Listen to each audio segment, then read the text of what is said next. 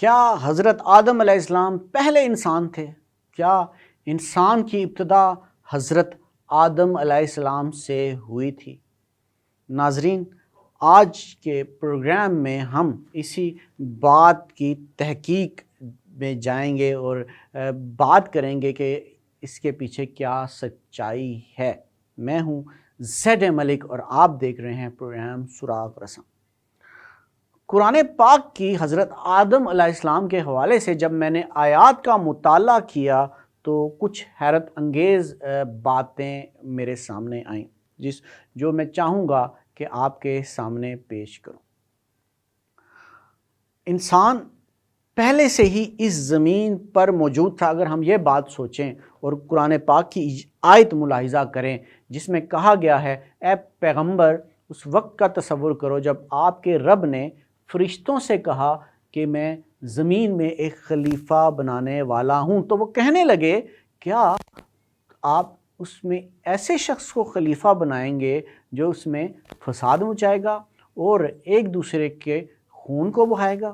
اگر انسان حضرت آدم علیہ السلام سے قبل دنیا میں موجود نہیں تھے تو فرشتوں کو کیسے علم ہوا کہ یہ فساد مچائیں گے اور ایک دوسرے کا خون بہائیں گے؟ اگر انسان نہیں بھی موجود تھا تو انسان جیسے ضرور موجود تھے۔ سائنس کہتی ہے زمین پر زندگی کی ابتدا 220 بلین سال قبل یوکریٹک نامی خلیے سے ہوئی تھی، جبکہ پہلا ممالیہ جاندار 65 ملین سال پہلے ارتقا پذیر ہوا۔ 2 ٹانگوں پر چلنے والے انسان نما پہلا جاندار جو زمین پر عام موجود ہوا وہ آسٹرالوپیتھکس تھا، جس کے بعد وہ اپنی اگلی شکل یعنی ہومو جبلس میں گیا۔ یہ شکل مرحلہ وار بدلی، اس میں 1.1 ملین سال کا عرصہ لگا۔ آسٹرالوپیتھکس کا دماغ چھوٹا تھا جبکہ ہومو جبلس کے دماغ کا سائز بڑا تھا اور نسبتاً زیادہ ذہین تھے۔ یہ پتھر کے اوزار بناتے اور اس سے اپنی روزمرہ کے کام سر انجام دیتے تھے۔ ہومو جبلس 7 لاکھ سال دنیا میں موجود رہے اور پھر یہ مرحلہ وار ہومو اریکٹس میں تبدیل ہو گئے۔ یہ ہومو جبلس سے زیادہ ذہین اور بڑا دماغ رکھتے تھے اور ذہانت میں اس سے کہیں آگے تھے۔ انہوں نے پتھر کے اوزاروں کا پہلے سے بہتر استعمال تو شروع کیا ہی تھا، آگ کا استعمال بھی کرتے تھے۔ وہ گوشت خور جانوروں سے بچنے کے لیے بھی اس آگ کا استعمال بخوبی کرتے تھے۔ یہ افریقہ سے شروع ہوئے اور دوسرے براعظموں پر پھیل گئے۔ مشرق وسطیٰ اور ایشیا تک ان کی رسائی تھی۔ انہی کی ایک دوسری نوع بھی تھی، ہومو ہیڈلبرجینسس۔ یہ افریقہ سے یورپ میں داخل ہوئے جو بعد میں ارتقائی عمل سے گزر کر نیندرتھل بن گئے۔ سائنس کہتی ہے کہ انسان ہومو اریکٹس یا نیندرتھل میں سے کسی ایک کی اولاد ہے، لیکن اپنے آباء و اجداد سے مختلف اور بہتر ہے۔ ہومو اریکٹس انسان سے مشابہ تھا، 2 ٹانگوں پر چلتا تھا، انسان کی طرح اپنے روزمرہ کے کاموں کو سر انجام دینے کے لیے اوزار بناتا تھا، سخت پھل، گوشت اور اجناس کاٹنے کے لیے بھی انہیں استعمال کرتا تھا۔ بالکل انسان کی طرح ان کے خاندان تھے، ان میں خاندان کے بزرگوں کی دیکھ بھال اور ہمدردی جیسے احساسات بھی موجود تھے۔ لیکن سائنس پھر حتمی بات کہنے سے گریزاں ہے کہ ہومو اریکٹس انسان کے جد امجد تھے۔ اس کی سب سے بڑی وجہ ان کا دماغ تھا جو انسان کی نسبت بہت چھوٹا تھا۔ نیندرتھل اور انسان میں ہومو اریکٹس سے بھی زیادہ مماثلت پائی جاتی ہے۔ انسانوں کی طرح 2 ٹانگوں پر چلتے تھے، آپس میں بول چال کے لیے انسانوں کی طرح زبان کا بھی استعمال کرتے تھے، سرد موسم میں بچاؤ کے لیے کپڑوں کا استعمال کرتے تھے، شکار کے لیے اوزار اور ہتھیار بھی بنا رکھے تھے۔ ہومو اریکٹس کے مقابلے میں ان کے ہتھیار زیادہ جدید تھے، اپنی ضرورت کے مطابق ایجادات کر لیا کرتے تھے، جبکہ مردے کو لاوارث نہیں چھوڑتے تھے بلکہ ان کو تدفین یا دیگر طریقوں سے باقاعدہ ٹھکانے لگایا جاتا تھا۔ آج سے 2 ملین سال قبل افریقہ میں 4 انسان نما جاندار رہتے تھے۔ ہومو اریکٹس نے نقل مکانی کی اور ایشیا چلا گیا۔